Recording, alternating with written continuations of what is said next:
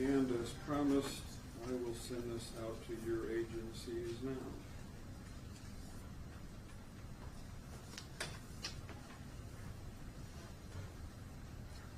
At least I wanted to.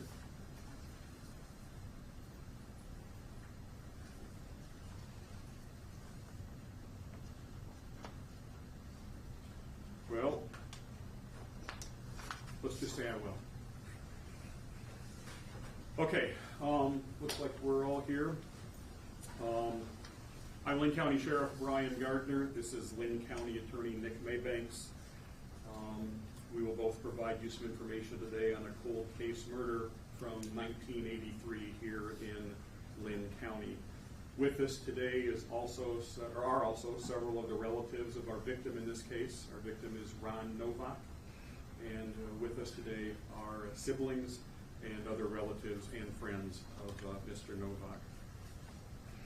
On today's date, Linn County deputies, assisted by deputies from the Multnomah County, Oregon Sheriff's Office and agents from the Cedar Rapids Resident Agency of the FBI, arrested Michael S. Schappert, age 64, of Fairview, Oregon, for the December 23rd, 1983 cold case murder of Ronald Lee Novak. On December 24th of 1983, a friend of Mr. Novak, age 24, found him deceased in an unheated room in his home at 5044 Rolling Acres Road, which at the time was just referred to as Rural Route Walker, after what appeared to be an apparent robbery and or burglary. He was found with his hands bound behind his back. He was beaten about his head and face, and he was shot once in the chest. At the time, the medical examiner ruled that Mr. Novak died from complications of those injuries, shock, and hypothermia. Schappert was recently identified as a suspect in this case through blood and touch trace DNA evidence that was located on both Novak's clothing and a hammer believed to have been used in the attack. They were seized during the initial investigation back in 1983. DNA Labs International was able to provide investigators with DNA testing, and Parabon Nanolabs was able to provide investigators with genetic genealogy information, which assisted in Schappert's identification as a suspect in Novak's murder. The investigation has revealed that Schappert and others likely went to Novak's home with the intent to rob him of money and marijuana. While it is believed that the public is not at risk, this case remains open, and we encourage anyone with information relative to this information to contact the Linn County Sheriff's Office. After consultation with the Linn County Attorney's Office, Schappert is being charged with murder in the first degree premeditation, a Class A felony in the state of Iowa. He is currently being held in the Multnomah County Jail in Oregon, pending an extradition hearing to be returned to Linn County, Iowa. On behalf of the Linn County Sheriff's Office and our law enforcement partners, our thoughts are with the family and friends of Ron Novak. Several who here are seated with us today. We recognize the pain and trauma that Mr. Novak's loved ones have endured for more than 40 years, while this murder went unsolved. It takes strength to endure such hardship and to remain hopeful that someday the person or persons responsible would be caught and brought to justice. The Linn County Sheriff's Office remains committed to seeing this case through. I also want to thank the deputies who initially investigated this heinous murder and who had the forethought and training to properly collect and safeguard the evidence located at the scene. I also want to thank the deputies who continued to diligently pursue leads and new technologies in this case throughout the years that ultimately led to Michael Schappert's arrest. The Linn County Sheriff's Office was aided in this investigation by the Cedar Rapids, Iowa Resident Agency of the Federal Bureau of Investigation, the Multnomah County, Oregon Sheriff's Office, and the Marion County, Florida Sheriff's Office. The DNA testing that led to Schappert's identification and arrest was partially funded by the nonprofit Season of Justice. Season of Justice raises money to fund advanced DNA testing and supports cold case investigations. More information can be found at seasonofjustice.org. It is noted that there is a Linn County in both Iowa and Oregon. However, the Linn County, Oregon Sheriff's Office was not involved in this investigation. I'll turn this over to Linn County Attorney Nick Maybanks.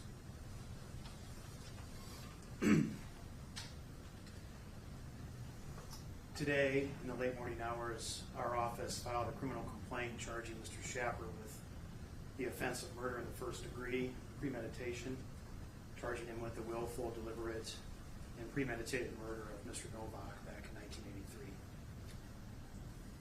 I don't have much to add beyond what the sheriff stated, other than to make it very clear that this case is a testament to the fact that in Linn County, no unsolved homicide is ever closed. And that sometimes, like this family has been through, the road in the pursuit of justice is long, but it never ends. And we're happy to report that we took a big step on that road today towards justice for this family and for Mr. Novak. For that, we'll entertain any questions that you all might have. Do we know any relationship between Mr. Schapper and Mr. Novak? In the coming days, depending on what happens with Mr. Schapper's extradition proceedings, there'll be a criminal complaint that will have a bit more detail than what we shared today. But all indications do appear that whatever interaction that they have with each other, that they weren't very familiar with each other. As we stated before, this appeared to be a robbery or a burglary type of situation. In earlier reporting, there's been seemed there might have been more than one person involved in this. Are we still looking for another person at this point, or where does that stand? This investigation continues to be an active investigation. What we are hoping is by naming a suspect, Michael Schapper, it may cause other people to now come forward that maybe weren't willing to do so previously, or maybe this has jogged their memory some 41 years later. And so, yes, we are hoping that the public will reach back out to us and provide us more information. We do believe that at least one more suspect was involved in this, who we're currently unable to identify.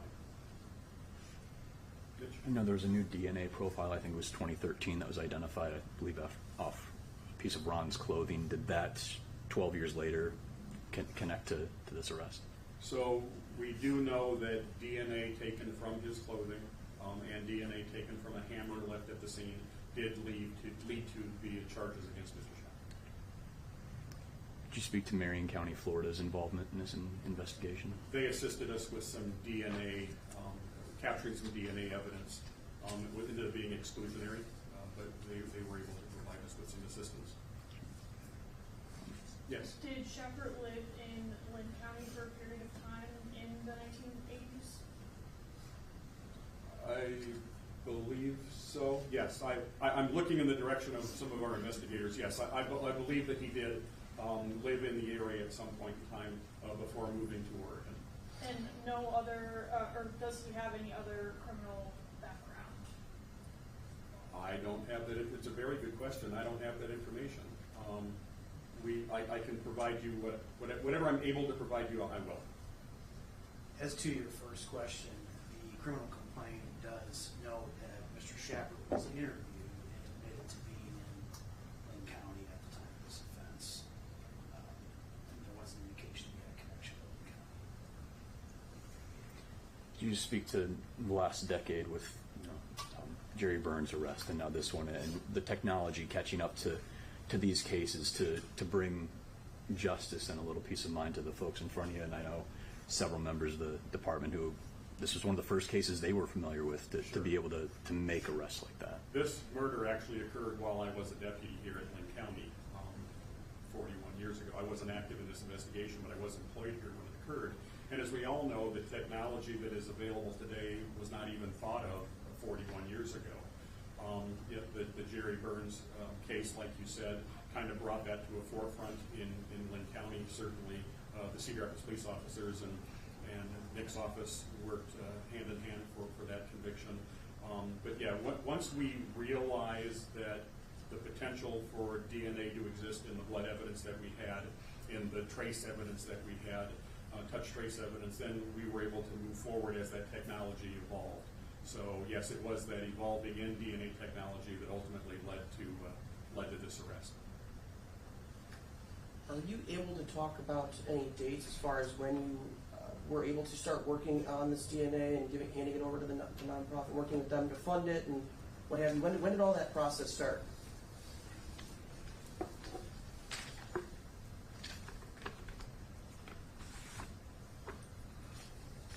we have a timeline in this case that brought up the Michelle Martinko case, and she had her Justice Day goal. This is about Ron today, but there is a lot of similarities as far as the timeline. Genetic genealogy was employed in an attempt to identify a suspect who we had at least a partial male DNA profile of on an article of clothing linked in that case. As the case progressed, as will become evident in the criminal complaint, several other items were submitted as well. And through the course of the last approximately 10 to 12 years, there has been ongoing testing and follow-up to get to this point. So this case has been certainly an ongoing investigation, even as recently as this month. I don't know if that answered your question. Can you say where the, I guess, genetic profile for Mr. Shepard came from? Had it been submitted to, I guess, was it online Ancestry, or where that connection happened, where they were able to connect it to him? Do you want to speak to that, or you want to? I can. I've indicated and kind of talked to it a little bit with genetic genealogy, but the criminal complaint does talk about that a little bit more, which will become available eventually here. But the genetic genealogy, the way that works is you narrow down through ancestral research DNA that's available online to a certain category or a certain number of people. In the Michelle Martinko case, it was 3 brothers, and incidentally in this case, it was also 3 brothers it was narrowed down to. And so through the use and collection of coded DNA, they were able to eliminate some of the other possible suspects and end up with our suspect in the case. And of course, there's follow-up investigations done on that.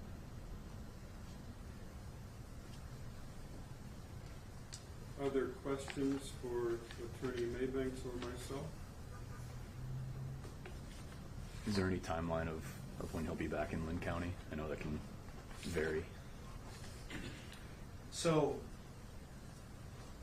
I spoke with the district attorney's office in Oregon, and they would anticipate that Mr. Shepard would appear in front of a judge on a demand, a fugitive demand, basically, from the state of Iowa, either tomorrow or Friday. As what occurs in Iowa, you'd have an opportunity to either waive extradition or demand to be extradited, and that decision will impact the timeline for his arrival in Iowa. So hopefully we should know that within the next couple of days. Other questions for Attorney Maybanks or myself? On behalf of the family, we just want to thank you. Can I get you for all of your to, were you efforts. willing to come up here?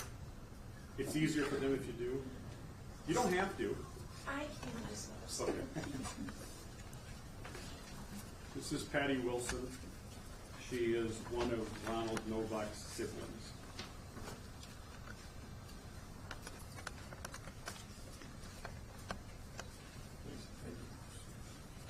It's been a long time, a long ride for us. I didn't know if I would ever see this day come. I wanted it so bad. So I very much thank you all. We look forward to the trial. Maybe we'll finally understand what happened. Just really grateful.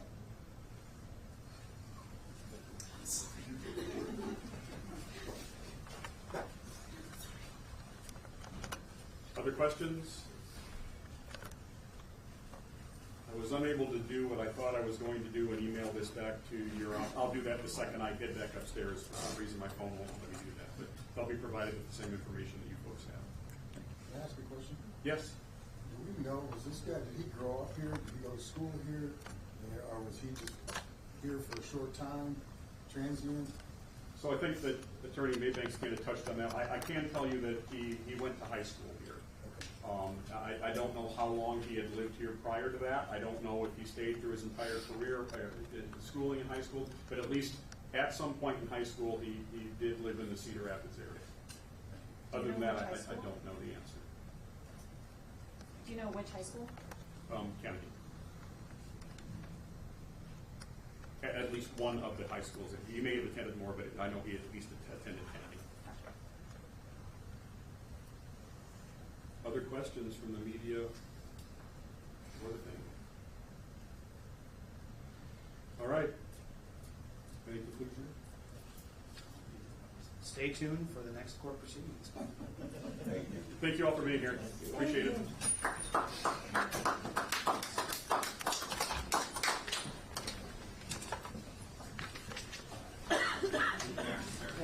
Would you or any family members be willing to talk with us about this meeting?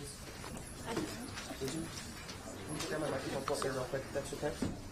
I think you spoke to Symphony from our station Yeah. 5 years ago. I'm happy to meet you in the circumstance. Yes.